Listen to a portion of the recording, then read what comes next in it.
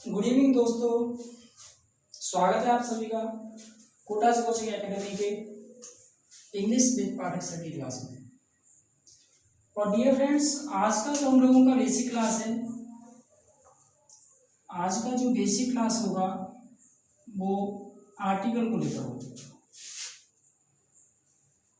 आज का जो बेसिक क्लास हम लोग पढ़ने वाले हैं डियर स्टूडेंट्स, वो आर्टिकल के ऊपर पढ़ने वाले हैं। और आर्टिकल में आप लोगों को बताऊंगा, आर्टिकल किसी एक पार्टिकुलर कॉम्पिटिटिव एग्जाम के लिए नहीं होता है।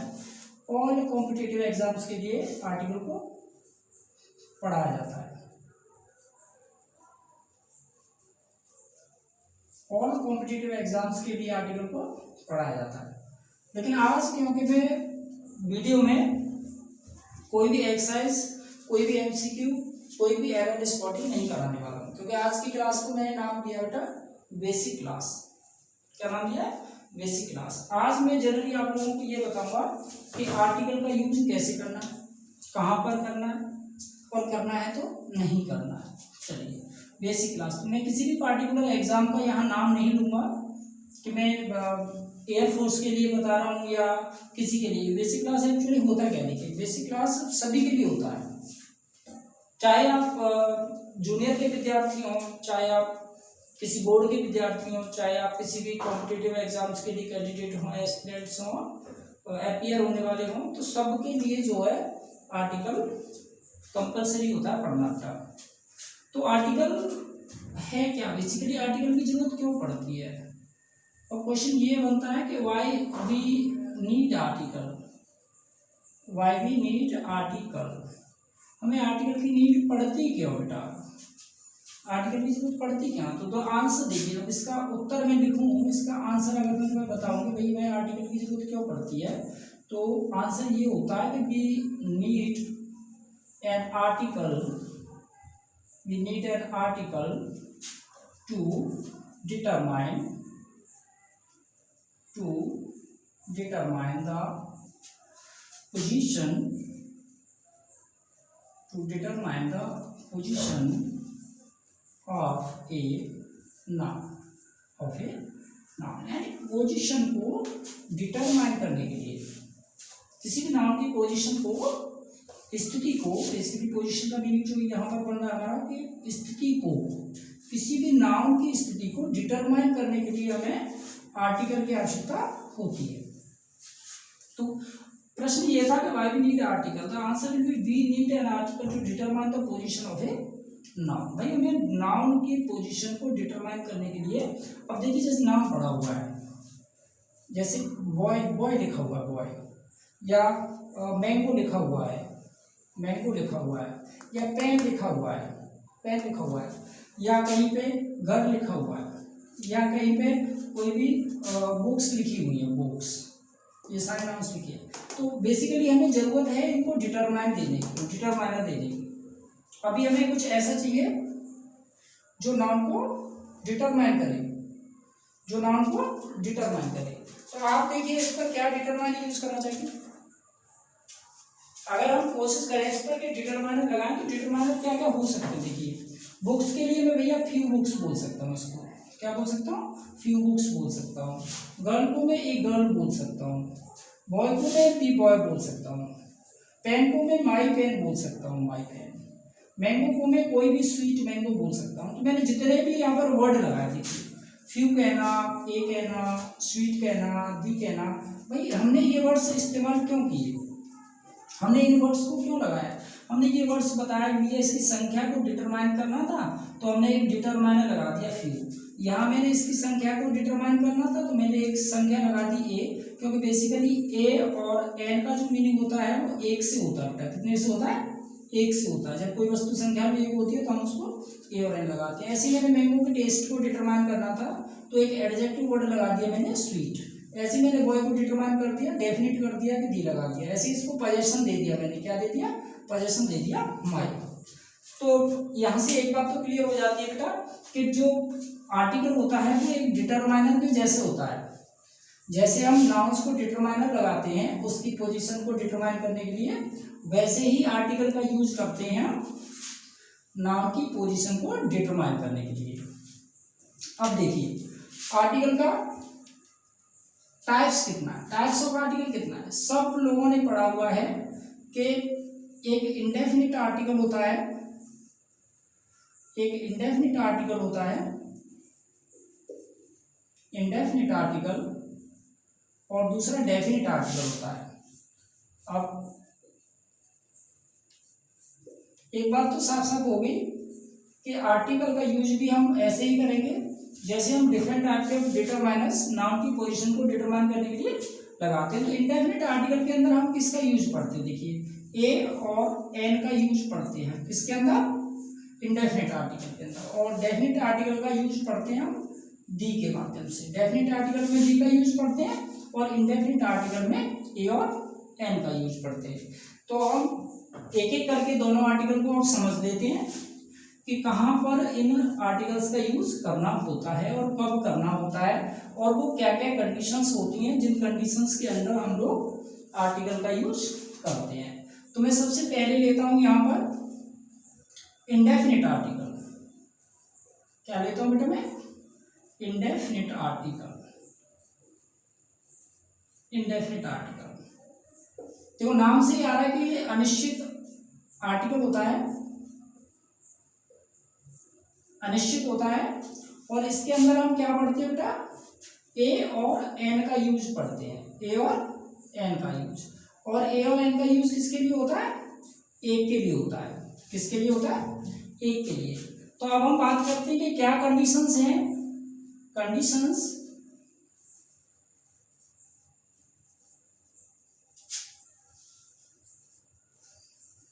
that allow us to use indefinite article।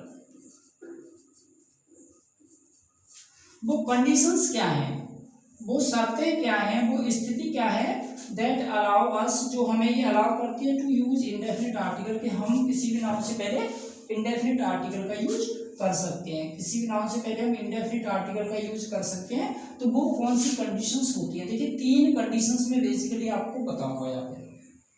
3 conditions में देखिए हर चीज में, हर एप्लीकेशन को अप्लाई करने में, हर रूल्स को अप्लाई करने में कुछ कंडीशंस होती हैं।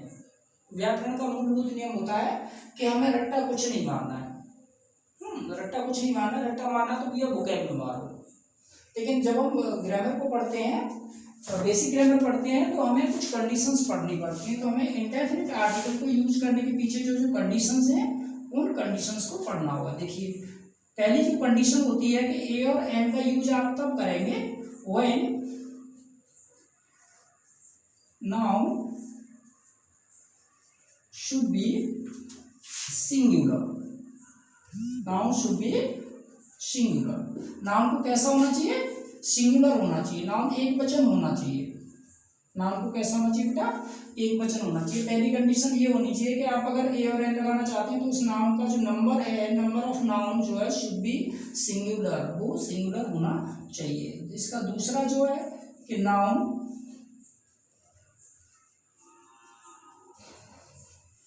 Should be countable. बेटा noun should be countable. Noun को कैसा होना चाहिए, काउंटेबल होना चाहिए, उसको गिना जाने वाला होना चाहिए, आप उसको काउंट कर सकते हैं, इस तरह का नाउन होना चाहिए। मतलब गोल्ड, आयरन, वाटर, मिल्क जैसा अनकाउंटेबल नाउन वहाँ पे नहीं होना चाहिए, नहीं तो आप ए और एन का यूज नहीं कर पाएंगे। गेटिंग वेल, ठीक से समझ पा रहे ना। चलिए आगे तीसरी कंडीशन जो इसकी है वो हम पढ़ते हैं कि नाउन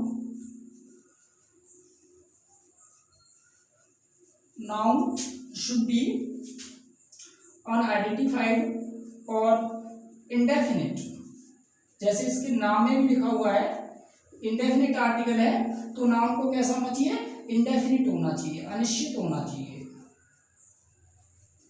अनिश्चित होना चाहिए से क्या मतलब होता है कि नाउन, देखिए 3 कंडीशंस मैंने लिखी कि noun should be singular, noun को सिंगुलर होना चाहिए, नाउन को काउंटेबल होना चाहिए और नाउन को इंडेफिनिट होना चाहिए। देखिए अगर तीनों में से any one of the condition, if any one of the condition does not match with the noun, we can't use an indefinite article before that noun। अगर तीनों में से कोई भी कंडीशन अगर मिसमैच करती है, उसकी जो एप्लीकेशन है उस पर वैलिड नहीं होती है। अगर ये चीज़ें नहीं मिल पाती हैं तो आप ए और एन का यूज़ नहीं कर पाएंगे। अगर नाउन सिंगुलर नहीं होगा तो आप ए और एन का यूज़ नहीं कर पाएंगे। अगर नाउन काउंटेबल नहीं होगा तो आप ए एन का यूज़ नहीं कर पाएंगे। अगर नाउन इंडेफिनिट नहीं होगा तो आप ए और एन का यूज़ नहीं कर पाएंगे। देखिए कुछ एग्जांपल से समझते हैं। कॉपी पेन लेके बैठिएगा, स्क्रीनशॉट ले सकते हैं आप। देखिए स्क्रीनशॉट ले सकते हैं इसका। ओके चलिए, अब मैं कुछ एग्जांपल्स के जरिए आपको ये कंडीशन शो करके दिखाता हूँ कि आपको किस तरह से ये कंडीशन मैच करानी होती है।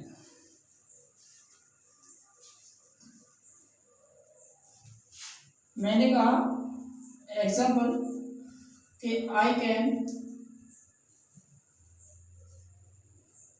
Can drink dash milk. मैंने दूसरा एग्जांपल लिया we are playing with boys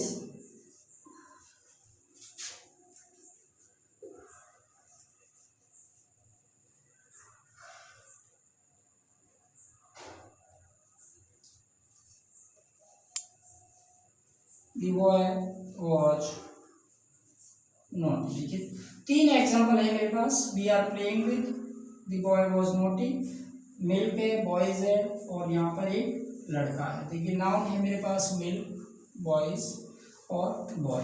अब मैं एक एक करके तीनों कंडीशन मैच कराता हूँ। देखिए मिल्क जो है वो सिंगुलर है प्लस ये अनकाउंटेबल है। क्या है? अनकाउंटेबल। तो देखिए जैसे ही मिल्क के पास अनकाउंटेबल मुझे मैच मिला तो मुझे पता चल गया कि यहाँ पर हम ए एन का यूज नहीं कर सकते हैं। ये कंडीशन मिसमैच करता है कि आप एक अनकाउंटेबल नाउन से पहले किसी भी इंडेफिनिट आर्टिकल ए और एन का यूज कर ही नहीं सकते।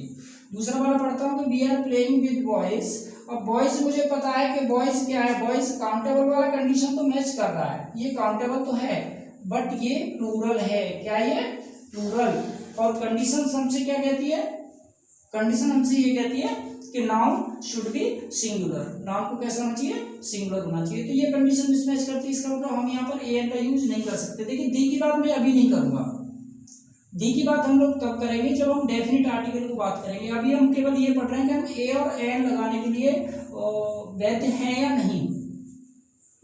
हम लोग यहाँ पर वैलिड भी हैं या नहीं, ए एन का यूज कर भी सकते हैं या नहीं। अब मैं तीसरी कंडीशन पढ़ता हूँ। देखिए कि हमने लिखा है यहाँ बॉय, तो बॉय मुझे पता है कि बॉय काउंटेबल होता है, तो काउंटेबल वाला कंडीशन मैच कर रहा है। मुझे ये भी पता है कि ये सिंगुलर है, ये सिंगुलर है क्योंकि बॉय लिखा हुआ है। लेकिन तीसरी कंडीशन क्या थी कि नाउन शुड बी इंडेफिनिट। अब ये इंडेफिनिट नहीं है भाई। इंडेफिनिट का मतलब होता है कोई भी ऐसा noun, indefinite means any noun that has no particular specification, जो अपनी कोई भी स्पेशल आइडेंटिफिकेशन स्पेसिफिकेशन नहीं रखता है, जिसका कोई भी फिक्स्ड जो है हमें विशेषता नहीं पता है, जिसके बारे में हम कुछ नहीं जानते, उसको इंडेफिनिट बोलते हैं। अगर आप किसी भी नाउन के बारे में कुछ भी जानते हैं, कुछ भी जानते हैं आप किसी भी नाउन के बारे में, तो वो इंडेफिनिट तो नहीं हो सकता है। जैसे सपोज करो मैं ये कहूँ, मैं कहता हूँ कि man is tall, man is tall, या मैं कहता हूँ कि एयर इज कूल। अगर मैं कहता हूँ कि बॉय इज गुड,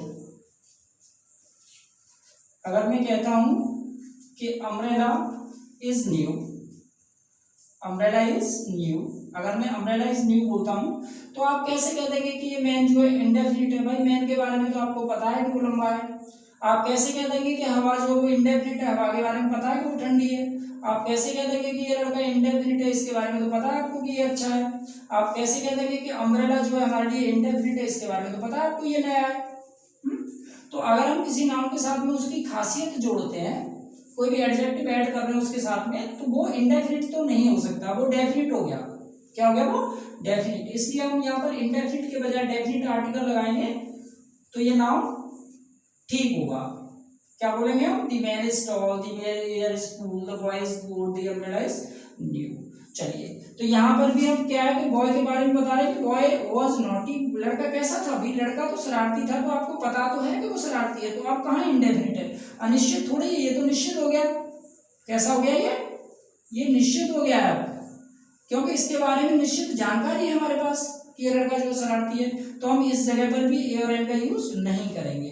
तो एक बात आप लोगों के दिमाग में शायद आई थिंक सो कि ये बात सेट हो गई होगी कि अगर तीनों कंडीशन में से कोई भी एक कंडीशन उसके वैलिड में नहीं है, उसके पक्ष में नहीं है, तो आप वहां पर ए और एन का यूज तो नहीं करेंगे। अब डी का यूज करेंगे या नहीं करेंगे तो वो हम आगे जाके सीखेंगे अभी। चलिए अब ए और एन का डिफरेंस कैसे हम लोग पता करते हैं। अब एक बात तो हमें पता होगी कि ए और एन वही लगाएंगे जब नाउन कैसा होगा, जब नाउन हमारा सिंगुलर होगा, नाउन इंडेफिनिट होगा और नाउन काउंटेबल होगा। एक बार फिर से मैं लिख दूं ये तीनों कंडीशन, यहाँ ए लगाने की कंडीशन को, नाउन को कैसा होना है बेटा, नाउन को काउंटेबल होना जरूरी है, नाउन को सिंगुलर होना जरूरी है, काउंटेबल के साथ साथ वो सिंगुलर होना चाहिए, और सिंगुलर होने के साथ साथ उसका इंडेफिनिट होना बहुत जरूरी है। अगर आपके पास उसके बारे में कोई भी जानकारी है तो वो डेफिनिट हो जाएगा। तो ये तीन कंडीशन होनी चाहिए ए और एन लगाने के लिए। अब हम डिफरेंस कैसे क्रिएट करते हैं, देखिए डिफरेंस कैसे क्रिएट करते हैं। डिफरेंस बिटवीन ए और एन भाई ये होता है बेटा प्रोनाउंसिएशन के आधार पर। ए और एन होता है वर्ड्स के उच्चारण, वर्ड्स के उच्चारण को अंग्रेजी में क्या कहते हैं, प्रोनाउंसिएशन। तो ये तय करते हैं हम शब्द के प्रोनाउंसिएशन पर, वर्ड्स के उच्चारण पर ये चीज तय हो पाती है कि हम ए का यूज करें या एन का यूज करें। जैसे देखिए मैं बोलता हूँ मैंगो, अगर मैं मैंगो बोलता हूँ तो बेसिकली माँ से शुरू होता है जो कि व्यंजन है। क्या है बेटा, व्यंजन होता है। कबूतर से लेकर जो व्यापक के अक्षर जो होते हैं वो सब व्यंजन होते हैं, और छोटे से लेकर जो ओतक के व्यंजन होते हैं, बड़े ओतक के जो व्यंजन स्वर होते हैं ये सब स्वर कहलाते हैं। तो हमें यही याद रखना है कि क से ज्ञातक के जो अक्षर होते हैं, वर्ड होते हैं, वो सभी वर्ड क्या कहलाते हैं, व्यंजन कहलाते हैं, और व्यंजन से पहले हमें ए लगाना होता है। और अगर हमारा प्रोनाउंसिएशन, अगर उच्चारण वही स्वर से हो रहा है जो कि अ और ओ के बीच तक का है, तो हमें वहाँ एन लगाना होता है। तो ये निश्चित करते हैं हम लोग, डिफाइन कर पाते हैं उसके प्रोनाउंसिएशन के आधार पर कि हम किस तरह से उसका प्रोनाउंसिएशन से करते हैं। मैंगो लिखते समय तो हमें क्या लगाना चाहिए, ए लगाना चाहिए। वहीं आप अगर ऑरेंज लिखते हैं तो ऑरेंज में आप कैसे प्रोनाउंसिएट कर रहे हैं उसको, ओ से प्रोनाउंसिएट कर रहे हैं। ओ से प्रोनाउंसिएट कर रहे हैं तो निश्चित रूप से क्या हो रहा है, स्वर से प्रोनाउंसिएशन हो रहा है। स्वर से प्रोनाउंसिएशन हो रहा है तो आप क्या लगाएंगे उस जगह पर, एन लगाएंगे। हाँ, इसके साथ साथ कुछ वर्ड्स ऐसे भी हैं जो हमें कंफ्यूज करते हैं।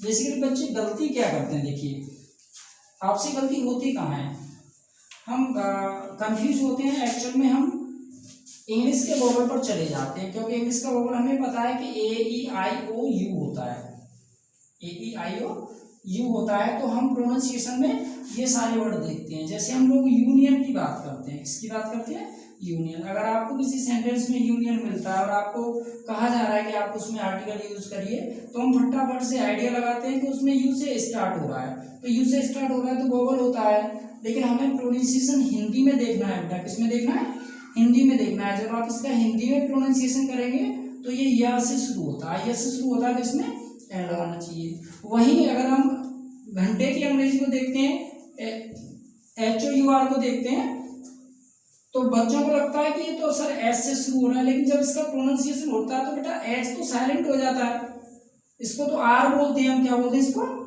आर बोलते हैं। जब आर बोलते हैं तो क्या लगाना चाहिए, हमें एन लगाना चाहिए। इसमें क्या लगाना चाहिए, एन लगाना चाहिए। तो हम ये प्रोनाउंसिएशन के आधार पर तय कर पाते हैं कि हमें क्या लगाना है। वहीं देखिए कुछ एब्रीविएशंस में भी हम लोग गलती कर जाते हैं। जैसे कहीं SDO, किसी सेंटेंस में SDO लिखा होता है, तो SDO को आप लोग इतनी फटाफट से नहीं करना है कि उसमें एस को देख के आप इसमें ए लगा दें। इसका प्रोनाउंसिएशन करके देखेंगे आप इसको लिखेंगे कैसे, SDO इस तरह से लिखा जाता है। तो इसका पहला वर्ड देखें कि वोवल है या नहीं। तो पहला वर्ड जो वोवल है, स्वर है हिंदी का, तो इसमें एम लगाएं। ऐसे सभी में एमए में भी ऐसे करेंगे हम। एमए लिखते समय ऐसे करेंगे। एमपी लिखते समय भी वही देखेंगे हम कि इसका प्रोनाउंसिएशन वैसे होगा। एसएसपी लिखते समय, एसपी लिखते समय भी वही काम होगा जो एसडीओ के साथ हो रहा है, क्योंकि इनके जो प्रोनाउंसिएशन होंगे वो सब वोवल से स्टार्ट होंगे। तो सब में क्या लगेगा बेटा, एन लगाते हैं। सब में क्या लगाते हैं, एन। बट ये तीन कंडीशन हमें ये याद जरूर रखनी है कि ये तीनों कंडीशन मैच करनी चाहिए, नहीं तो आप ए और एन का यूज नहीं कर पाएंगे। तो डियर स्टूडेंट्स, ये क्योंकि ये बेसिक क्लास है, इसको ज़्यादा मैं इसकी गहराई में नहीं जाऊँगा, क्योंकि इसके लिए जो एक्सरसाइज में एमसीक्यू और एरर स्पॉटिंग का कराने वाला हूँ, वो कल या परसों के जो वीडियोस आएंगे आप लोगों के पास, उसमें हम लोग इसकी प्रैक्टिस करेंगे पूरा। तो आज का जो सेशन है वो बेसिकली बेसिक क्लास को समझना है कि आर्टिकल की ज़रूरत क्या है। और मैंने आप लोगों को क्या बताया अभी कि आर्टिकल की ज़रूरत पड़ती है हमें किस लिए, नाउन को डिटरमाइन करने के लिए। नाउन कैसा है, कितना है वो संख्या में, उसके बारे में कोई डेफिनेट जानकारी है भी या नहीं, वो डेफिनेट है या वो इनडेफिनेट है, वो संख्या में एक होगा या एक से ज़्यादा होगा, ये सब बातें डिटरमाइन करने के लिए हमें आर्टिकल की ज़रूरत जो है पड़ती है। तो कैसा लग रहा है डियर स्टूडेंट्स? अगर इफेक्टिव वीडियो है, आपको लगता है कि something you are getting well और you are learning well, you are learning better, तो वीडियो को लाइक करें, शेयर करें। और नेक्स्ट हम लोगों का देखते हैं आप डेफिनिट आर्टिकल। देखिए आप लोग, मैं बीच में क्यों कहता हूँ आपसे कि वीडियो देखने के बाद में हम अक्सर भूल जाते हैं, वीडियो को लाइक करना भूल जाते हैं, चैनल को सब्सक्राइब करना भूल जाते हैं। तो ये सारे काम आप शुरू में ही करते हैं। अब इतना तो पता चल जाता है यार कि मतलब वीडियो तो अच्छा चल ही रहा है, वीडियो अच्छा भी लग रहा होगा, सीखने को भी मिल रहा होगा। बहुत सिंपल वे से करा रहा हूँ बेटा मैं। ये सारी चीज़ें जितने भी मैंने अब तक की क्लासेज हैं पिछले 3 महीने से, जो हम लोग नवंबर के लिए टारगेट बैच एयरफोर्स का कर रहे हैं, तो उसके लिए देखिए एयरफोर्स के टेस्ट में एक्स वाई का कुछ भी हो, उसमें आर्टिकल से 1 या 2 नंबर का क्वेश्चन हर बार बनता है। ये गारंटी है, ये फिक्स है कि आर्टिकल का क्वेश्चन बनता है। तो आर्टिकल के बारे में बहुत डीपली जाने वाले हम लोग कल की क्लास में। आज मैं बेसिक क्लास पढ़ा रहा हूँ आप लोगों को, तो कल की क्लास में हम लोग आर्टिकल को दोबारा से लाएंगे और परसों की क्लास में फिर से आर्टिकल को लाएंगे। फिर हम एमसीक्यू के द्वारा भी उसके फिलअप करना देखेंगे, उसमें error spotting pertaining the use of article. Article के यूज में जो एरर बनते हैं वो भी हम लोग डिस्कस करेंगे। तो बेसिक क्लास के अंदर आपने दूसरा आर्टिकल लेता हूँ बेटा, डेफिनिट आर्टिकल। कौन सा आर्टिकल? Definite article. अब डेफिनिट नाम से ही देखिए, मुझे डेफिनिट का मतलब क्या होता है? डेफिनिट का मतलब होता है निश्चित। डेफिनिट का मतलब क्या होता है? निश्चित। तो हम लोग किसी भी निश्चित नाउन से पहले, निश्चित नाउन से पहले डेफिनिट आर्टिकल लगाते हैं। डेफिनिट आर्टिकल यूज करते हैं। डेफिनिट आर्टिकल कहाँ यूज करेंगे बेटा? डेफिनिट नाउन से पहले। किससे पहले? डेफिनिट नाउन से पहले। यानी कोई भी नाउन डेफिनिट होगा तो ही हम उसमें डेफिनिट आर्टिकल लगाएंगे। बाकी का जितना भी है, नदियों के नाम से पहले, अखबारों के नाम से पहले, होटलों के नाम से पहले, वो बहुत जूनियर लेवल की चीजें मैं आप लोगों को नहीं बताऊंगा। मुझे लगेगा कि आप लोगों को बतानी चाहिए, तो बेसिकली मैं आपको ये रिकमेंड करूंगा कि आप बहुत सारी सामग्री किसी भी ग्रामर की बुक से आप लोग पढ़ सकते हैं।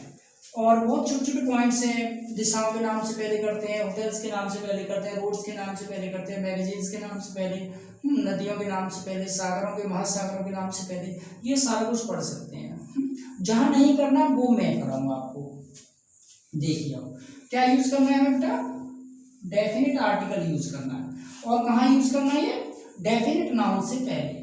डेफिनिट नाउन से पहले आपको डेफिनिट आर्टिकल यूज करना है। अब डेफिनिट नाउन होता कैसे है? डेफिनिट नाउन कब होता है? नाउन की कंडीशन डेफिनिट कब होती है? नाउन कब डेफिनिट होता है? अब क्वेश्चन ये बनता है बेटा कि नाउन कब डेफिनिट होता है। हमें ये कैसे पता चलता है कि नाउन डेफिनिट है? नाउन कब डेफिनिट होता है? कोई भी नाउन कब निश्चित होता है? अब मैं ये क्वेश्चन बनता है हमारे लिए कि कोई भी नाउन किस कंडीशन में डेफिनिट बनेगा। अगर हमें ये चीज पता चल जाए कि नाउन डेफिनिट है तो फटाफट से सर जी क्या लगा देंगे, उसमें आर्टिकल लगा देंगे दी। लेकिन क्या क्या कंडीशन होगी कि हम कब ये बात बोल पाएंगे कि हाँ जी अब ये नाउन डेफिनिट है? तो उसकी कंडीशंस पढ़ते हैं इसके आंसर के लिए मुझे ये इरेज करना पड़ेगा। देखिए आप लोग कॉपी पेन लेके बैठिएगा और एक एक बात को नोट डाउन करिए बेटा, क्योंकि एक एक बातों से बूंद बूंद से ही घड़े को भरा जाता है। आप थोड़ा थोड़ा करके ही अपने आप को इम्प्रूव कर सकते हैं और स्ट्रेंथन कर सकते हैं। तो डेफिनेट आर्टिकल की कंडीशंस क्या है?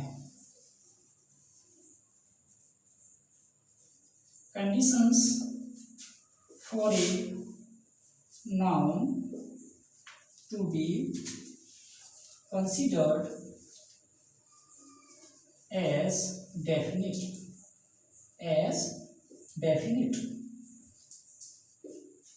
किसी भी नाउन के लिए वो कंडीशंस क्या हैं फॉर ए नाउन, किसी नाउन के लिए टू बी कंसिडर्ड, जब हम उसको कंसिडर करेंगे एक डेफिनेट नाउन के रूप में।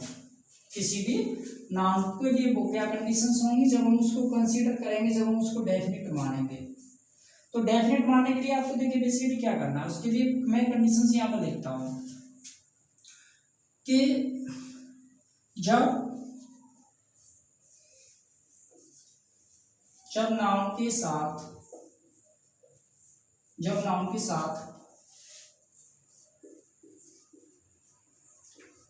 एडजेक्टिव दिया हो, नाउन के साथ एडजेक्टिव दिया हो और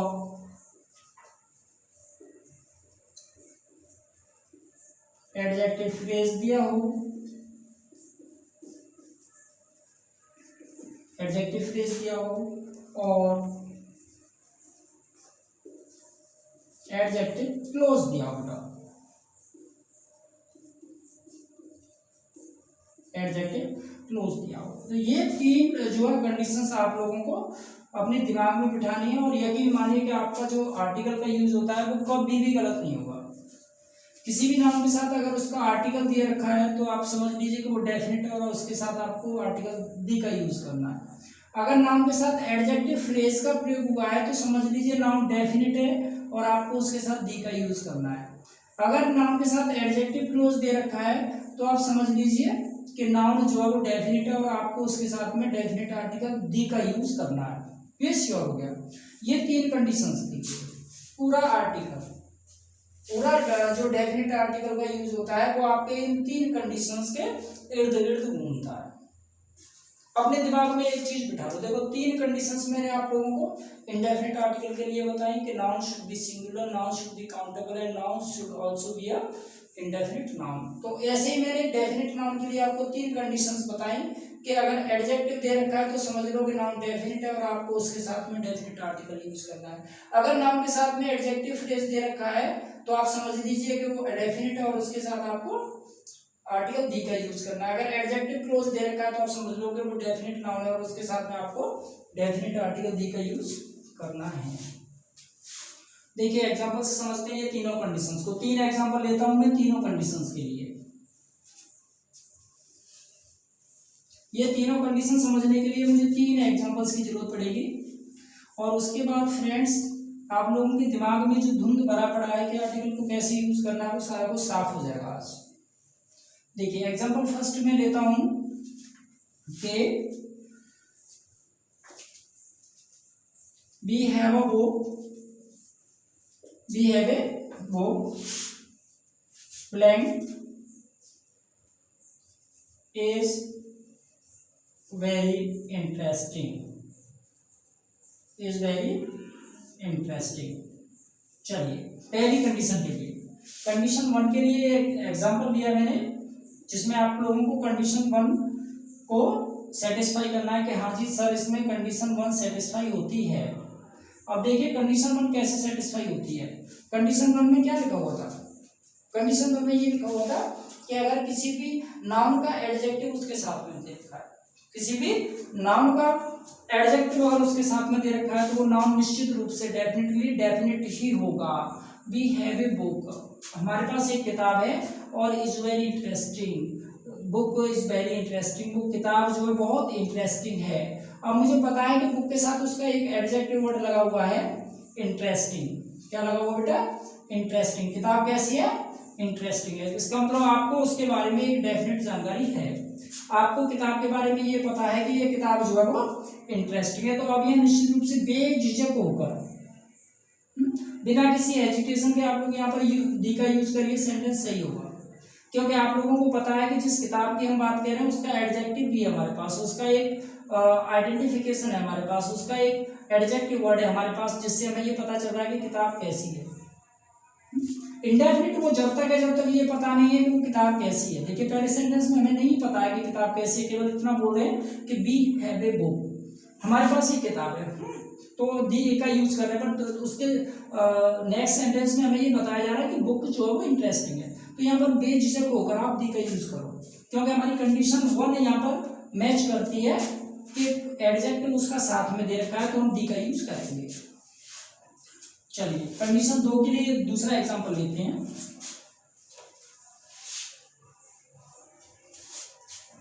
कंडीशन 2 के लिए एग्जांपल लेते बेटा, कंडीशन 2 के लिए एग्जांपल लेते हैं और यहां लिखते हैं dash man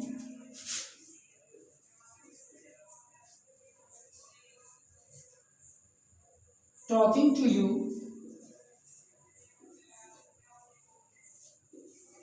is my elder brother, is my elder brother. मैंने कहा कि वो आदमी, नाउन, देखिए पहले सबसे पहले नाउन का होना बहुत जरूरी है बेटा।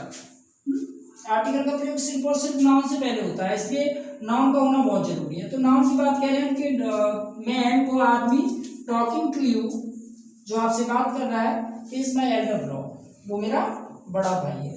कौन है वो? मेरा बड़ा भाई। अब ये क्या है बेटा, हम किस आदमी की बात कह रहे हैं? हम उस आदमी की बात कह रहे हैं who is talking to you, जो आपसे बात कर रहा है। अब जो आपसे बात कर रहा है तो ये एक तरह से एडजेक्टिव फ्रेज हो गया बेटा, क्योंकि ये हमें इस मैन के बारे में ही कुछ ना कुछ विशेष जानकारी जो दे रहा है। और विशेष जानकारी देने वाले जो फ्रेज होते हैं वो एडजेक्टिवल फ्रेज कहलाते हैं। क्या कहलाते हैं? वो एडजेक्टिवल फ्रेज कहलाते हैं। अब हमें ये पता है कि हम किस मैन के बारे में बात कर रहे हैं, हम उस मैन के बारे में बात कर रहे हैं who is talking to you, जो आपसे बात कर रहा है। जो आपसे बात कर रहा है तो एडजेक्टिवल फ्रेज है हमारे पास। तो कंडीशन 2 में क्या लिखा था? कंडीशन 2 में तो यही लिखा था कि अगर किसी नाउन के साथ में उसका एडजेक्टिवल फ्रेज दे रखा है तो वो निश्चित रूप से डेफिनिट होगा। जब डेफिनिट होगा तो यार आर्टिकल भी डेफिनिट होगा। सिंपल क्या होगा? आर्टिकल डेफिनिट ही होगा जब तुम्हारे पास एडजेक्टिवल फ्रेज है, जब तुम्हें बताया जा रहा है कि हम किस आदमी के बारे में बात कर रहे हैं, किसको एल्डर ब्रो बता रहे हैं, भाई उस आदमी को बता रहे हैं who is talking to you, जो तुमसे बात कर रहा है, तो डेफिनेटली आर्टिकल दी का यूज करिए, सेंटेंस कभी भी गलत नहीं होगा। चलिए कंडीशन 3 को सेटिस्फाई करते हैं। कंडीशन 3 के लिए,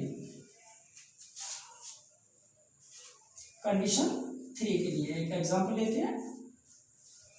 कंडीशन 3। अब कंडीशन 3 के लिए जो एग्जांपल लेंगे हम वो किसका लेंगे? एडजेक्टिव का हो गया, एडजेक्टिव फ्रेज का हो गया, एडजेक्टिव क्लोज का लेंगे। यहाँ एक सेंटेंस लिखता हूं मैं, dash girls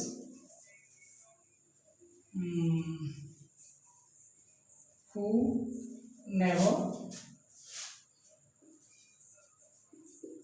make a noise are good girls। क्या लिखा बेटा मैंने? नाउन का होना जरूरी है, क्योंकि एक बात फिर से मैं बता दूं कि किसी भी आर्टिकल का यूज करने के लिए आपके पास नाउन का होना जरूरी है, क्योंकि आर्टिकल का यूज ही नाउन से पहले होता है, सिर्फ और सिर्फ नाउन से ही पहले होता है। अब यहाँ लिखा हुआ है कि गर्ल्स को, लड़कियां, कौन सी लड़कियां? तो वो लड़कियां बेटा who never make a noise, जो कभी भी शोर नहीं करती हैं। देखिए अब यहाँ पर जो लिखा हुआ है वो किसके बारे में बता रहा है? लड़कियों के बारे में। अगर कोई भी टुकड़ा, कोई भी फ्रेज, कोई भी क्लोज अगर हमें किसी नाउन के बारे में बता रहा है तो वो एडजेक्टिव ही होगा फिर। तो इसको क्या नाम दे दूं मैं? एडजेक्टिवल क्लोज, या एडजेक्टिव क्लोज भी कह सकते हैं। इसको क्या कह सकते हैं हम? Adjective close. एडजेक्टिव ना कहेंगे, इसको एडजेक्टिव क्लोज बोल सकते हैं। तो एडजेक्टिव क्लोज और एडजेक्टिव फ्रेज। अब देखिए फ्रेज और क्लोज में थोड़ा सा डिफरेंस होता है बेटा, फ्रेज और क्लोज में थोड़ा सा डिफरेंस होता है। यहाँ फ्रेज में मैंने अभी आपको बताया था कि talking to you, talking to you, ये एक फ्रेज है बेटा। और वहीं अगर इस चीज को मैं क्लोज के रूप में लिखूं तो मुझे ऐसे बोलना पड़ेगा कि who is talking to you, who is talking to you, who is talking to you. ये क्लोज है, नीचे वाला क्लोज होगा और ऊपर वाला फ्रेज होगा। डिफरेंस क्या होगा? डिफरेंस क्लियर होगा बेटा कि इसमें सब्जेक्ट प्रेडिकेट नहीं होगा, इसमें no subject, no subject, no predicate, इसमें ना तो सब्जेक्ट होगा ना ही इसमें प्रेडिकेट होगा, किसके अंदर, क्लोज के अंदर। बट इसमें देखिए तो आपको यहाँ पर हु जो आपको नजर आ रहा है वो एक सब्जेक्ट की तरह नजर आ रहा है, सब्जेक्ट जैसे काम कर रहा है, और इज टॉकिंग टू यू एक प्रेडिकेट है। तो इसका मतलब साफ साफ हो गया कि क्लोज के अंदर हमारे पास सब्जेक्ट भी होता है और प्रेडिकेट भी होता है, but in the sense of phrase we have no subject and no predicate. तो ये डिफरेंस होता है बिटवीन फ्रेज एंड क्लोज के अंदर। तो यहाँ पे मैं देख रहा हूँ कि ये फ्रेज भी नहीं, ये क्लोज है, क्योंकि यहाँ पर हु का यूज हुआ है सब्जेक्ट की तरह, और नेवर मेक अ नॉइज यहाँ पर एक प्रेडिकेट बना हुआ है। तो अभी कंडीशन 3 में क्या पढ़ा था हमने, कंडीशन 3 में ये पढ़ा था हमने कि अगर किसी नाउन के पास उसका एडजेक्टिव फ्रेज या एडजेक्टिव क्लोज, कंडीशन सेकंड में था एडजेक्टिव फ्रेज, और कंडीशन थर्ड में हमने बताया था कि आपको कंडीशनल क्लोज, अगर कंडीशनल क्लोज लगी है तो ये डेफिनेट नाउन है, और जब ये डेफिनेट नाउन है तो बिना किसी को पूछे, बिना कुछ सोचे समझे आप किसका यूज करेंगे, दी का यूज करेंगे। किसका यूज करेंगे, दी का यूज करेंगे। तो कैसा लगा बेटा कोटास कोचिंग एकेडमी का बेसिक क्लास ऑन आर्टिकल, किस पर था बेसिक क्लास, आर्टिकल के ऊपर। मैंने बहुत ज़्यादा लंबी लेंथी वीडियो नहीं बनाया है, क्योंकि ये बेसिकली बेसिक क्लास का मतलब बेसिक होता था। इसके ऊपर एमसीक्यू पढ़ना, इसके और एस्पेक्ट को समझना और इसके डीपली थोड़ा गहराई में समझना, वो मैं नेक्स्ट वीडियो में आप लोगों को डेफिनेटली शेयर करूँगा। तो keep on in touch, B subscribe, और इससे ज़्यादा क्या कहूँ, सब्सक्राइब करें, वीडियो को ज़्यादा से ज़्यादा शेयर करें बेटा। Thank you.